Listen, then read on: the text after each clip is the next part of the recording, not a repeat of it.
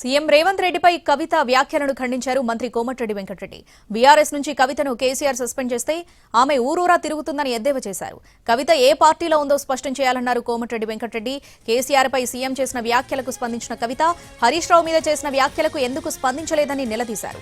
తన తండ్రి కేసీఆర్ మీద ముఖ్యమంత్రి చేసిన వ్యాఖ్యలపై కవిత స్పందించడం చూస్తే ఆమె కేసీఆర్ వదిలిన బాణంలా కనిపిస్తుందన్నారు.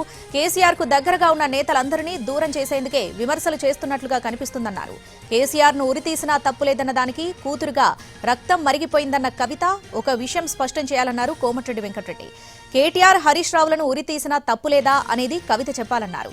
కేసీఆర్ సభకు రోజు వస్తే బీఆర్ఎస్ పుంజుకుంటుందని కవిత చెప్పడం చూస్తే ఆమె బీఆర్ఎస్ లో ఉందనే అనుమానం వస్తుందన్నారు.